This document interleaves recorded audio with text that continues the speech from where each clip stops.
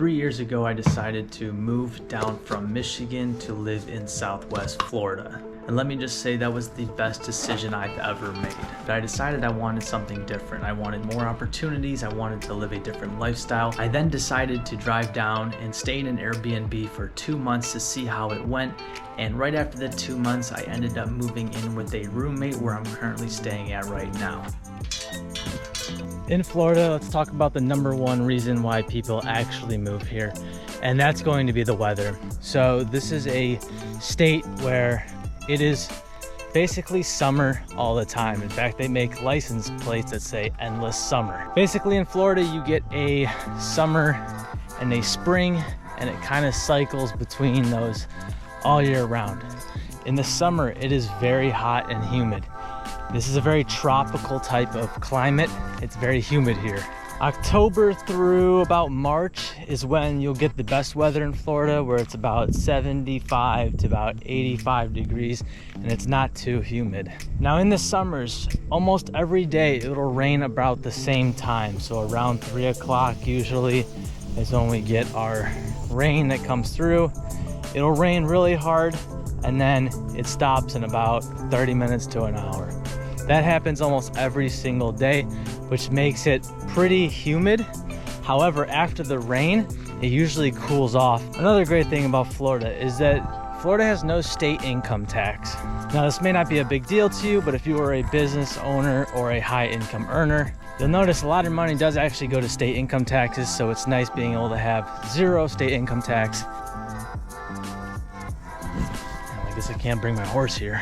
If you love the outdoors and wildlife, that's another great reason to come to Florida. Florida has extremely diverse wildlife and lots of marine life. There's also many invasive species in Florida because based on the weather and the climates, Florida can hold all sorts of species. So the animals that people keep in their houses, if they get loose, they can actually thrive in a Florida environment. So a lot of our animals here are actually invasive. But if you enjoy amphibians, reptiles, and marine life, Florida has a lot of that here.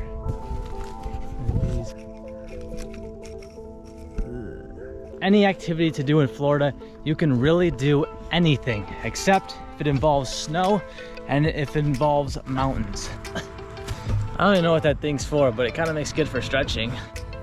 So let's talk about the cost of living in Florida. Some people may disagree or agree on this part. It's fairly inexpensive when you compare it to the rest of the world, places like New York or California. However, if you live up north and you're coming from a smaller town up there, you will notice it is a higher cost of living. There's a lot of tourism here. The rents are higher, the prices of housing is higher, and generally speaking, you'll end up paying more for the activities that you do. There's so many different restaurants, but I really think it's all relative because the cost of living in an area is subject to how the demand is for work and how the jobs are paying there. So when I was living up north, my cost of living was less.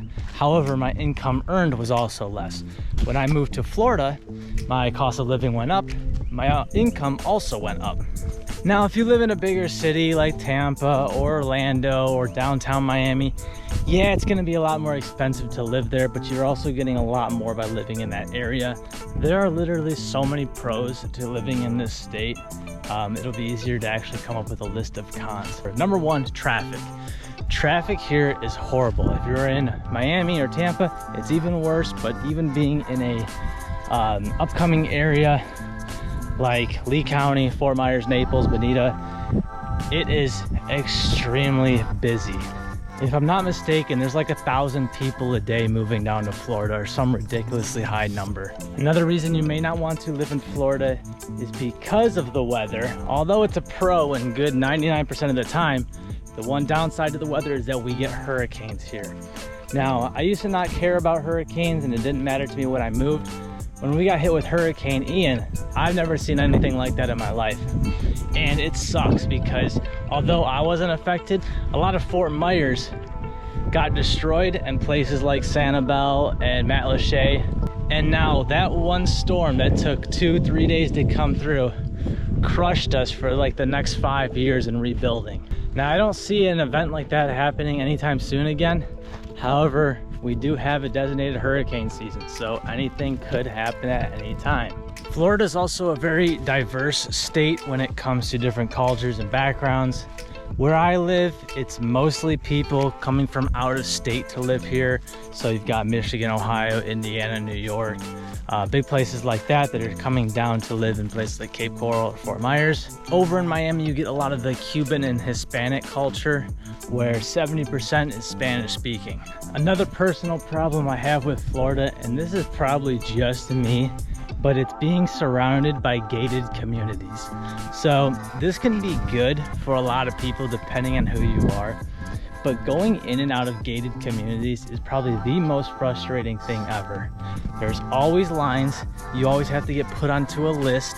Sometimes they make it easy by letting you get transponders, but then 50% of the time the gate's broken and you have to do it manually. It seems like where I live, there is only gated communities or apartment buildings. There's very few residential, non-HOA areas for living. And this goes back to the cost of living, because HOAs in the state of Florida are fairly high. So let me know in the comments if you have ever thought about moving, and what's that one thing that's holding you back.